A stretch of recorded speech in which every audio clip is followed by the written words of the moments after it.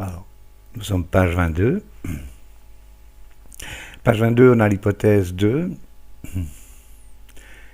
Et donc, on a les scores et les sous-scores. Donc, on a un sous-score de 44,22% pour ceux qui déclarent. Donc, négatif en fait, et explicitement de 26,3 pour ceux qui sont sans avis. Et donc, cette hypothèse, ça se voit vérifiée.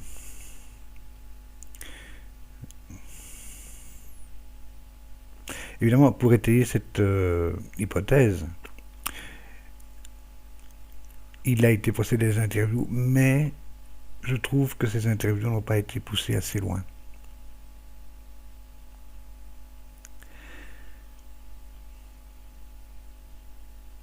Oui. Et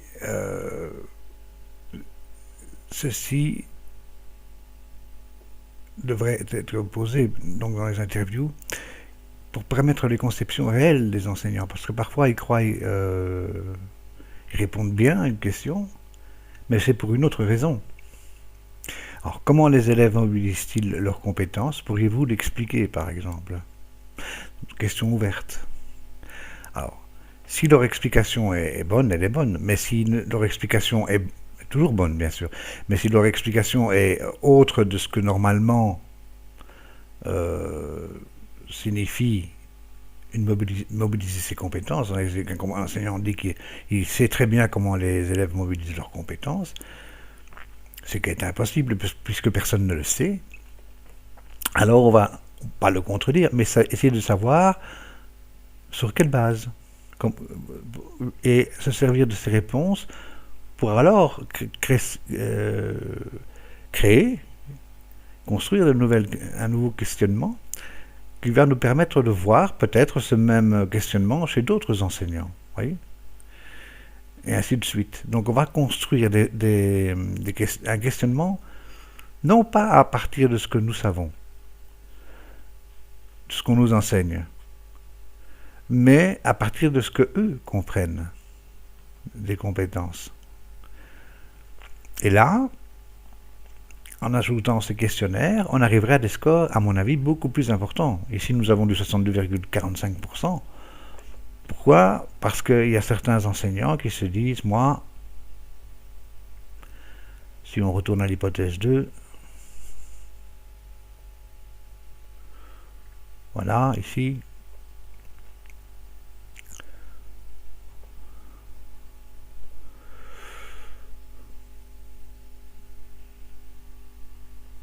je considère que je suis suffisamment informé, par exemple. Vous voyez, il y en a des qui doutent, donc on va juger plutôt sur un doute, mais il faut savoir comment eux jugent le fait d'être suffisamment informé que il y a une grande difficulté pour les élèves pour acquérir des compétences et pour leur faire mobiliser. Évidemment, il y a toujours ce problème de tâches et de compétences. Donc, on va les interroger sans pour ça les juger, mais à travers leurs réponses, construire un questionnement qui va nous montrer si ça se retrouve ailleurs, chez d'autres enseignants, chez d'autres groupes. Parfois, leur réponse peut rejoindre ce que nous connaissons des compétences et des tâches. Attention. Et si vous avez chaque fois l'hypothèse, donc avec son explication, son numéro, son hypothèse, et vous avez chaque fois à côté les items qui ont été sélectionnés pour répondre à cette hypothèse. Vous voyez? Mais c'est pas pour ça que c'est vraiment réel par rapport que c'est vraiment probant, parce que finalement c'est une conception de l'enseignement qui va croire, par exemple, que qu'il se limite à pas nécessairement à savoir-faire. Voilà, qu'il va répondre. Ici, la question est trop précise, hein, c'est pour ça que vous avez des scores beaucoup plus élevés, comme par exemple 69%. Quand la question est moins précise, comme par exemple ici, hein, la numéro 1,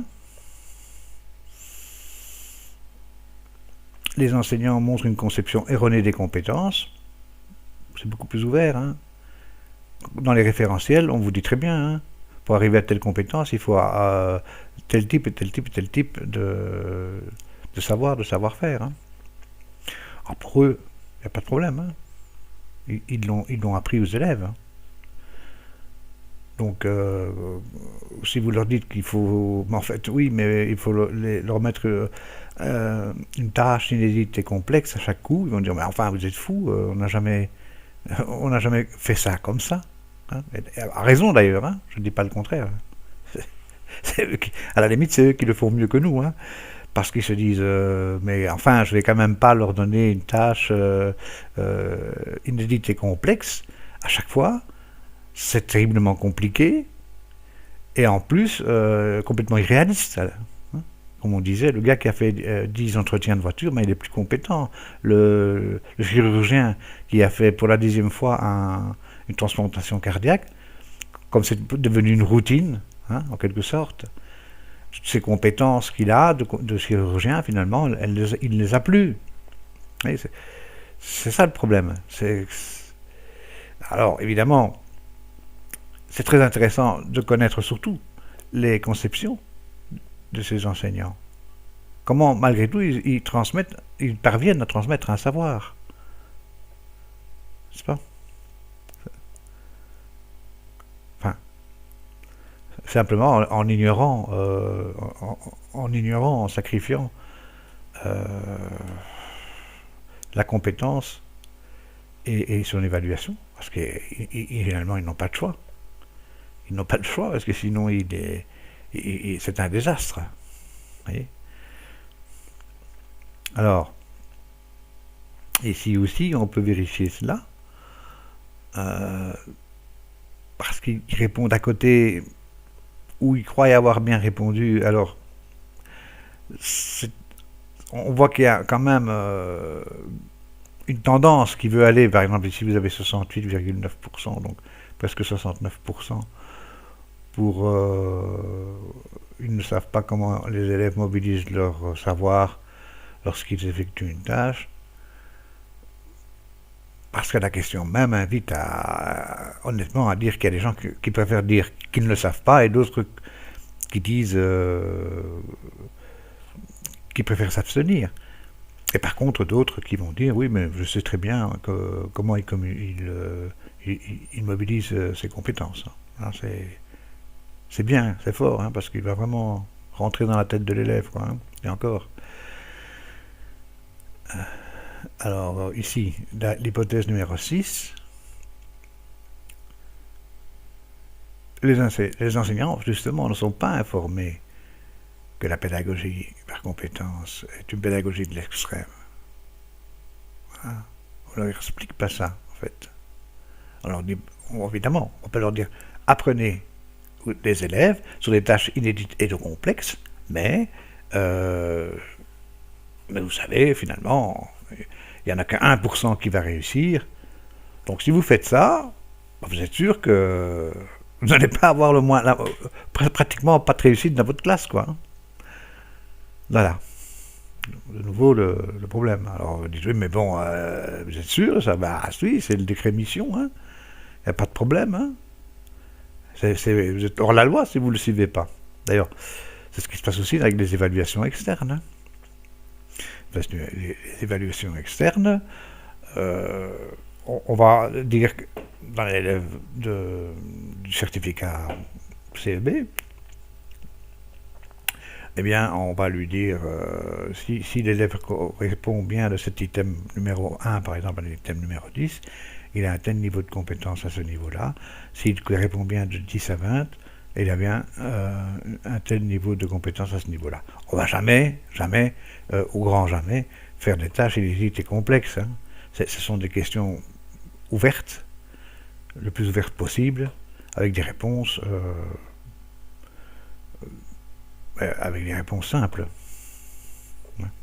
Et alors, bon, comme il a su répondre à toutes ces questions, forcément, il a la connaissance nécessaire pour réaliser, pour avoir telle et telle compétence. Donc, il pourrait résoudre tel et tel, tout ce type de tâches. Voyez.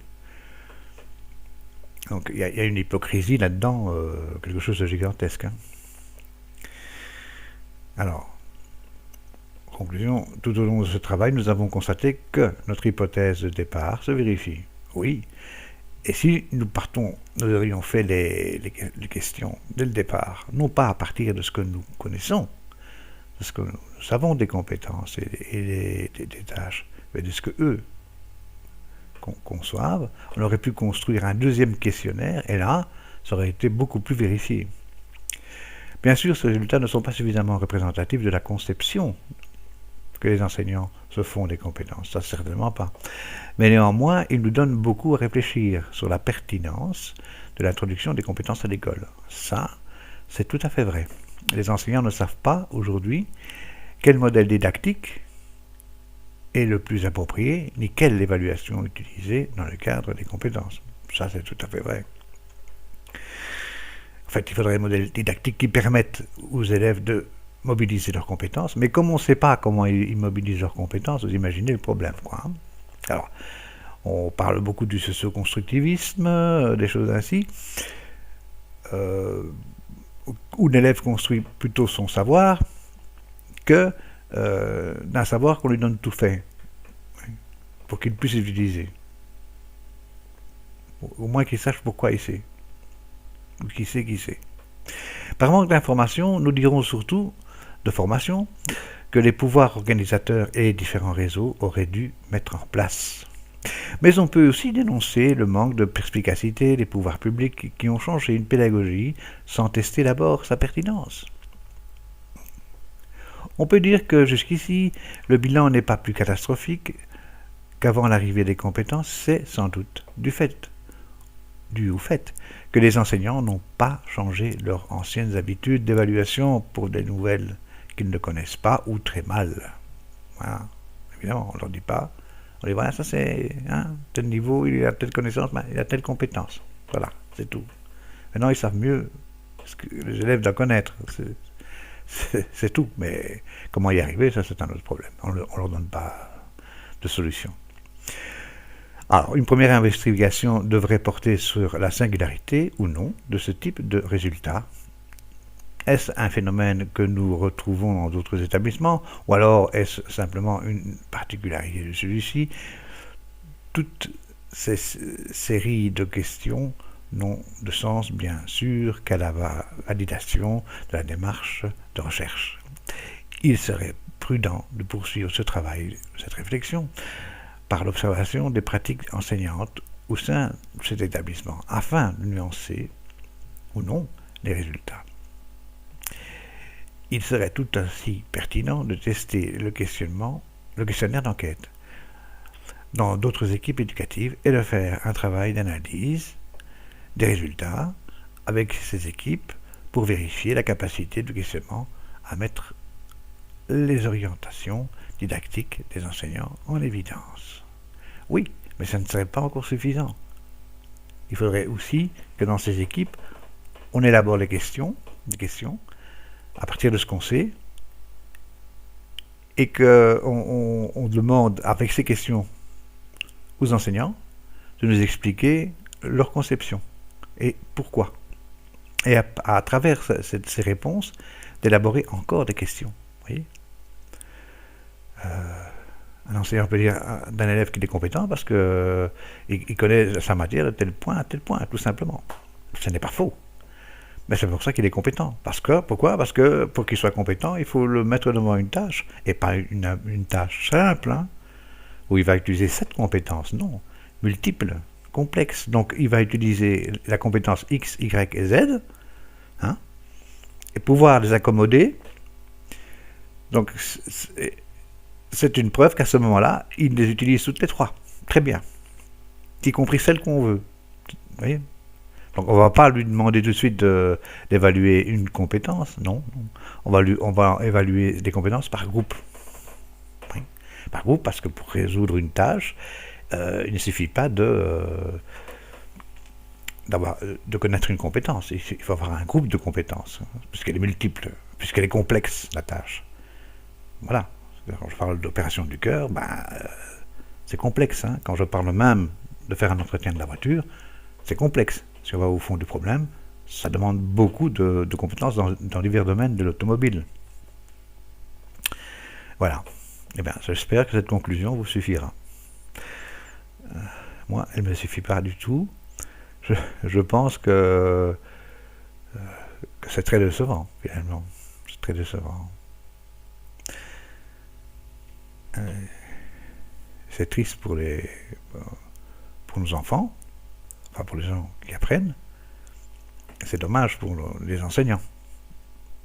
Parce que ils sont pris en faute pour quelque chose que finalement, où ils n'ont rien à voir, quoi. On leur a dit, voilà, tu fais ça comme ça, et puis c'est tout. Ils s'en tirent tant bien que mal. Voilà.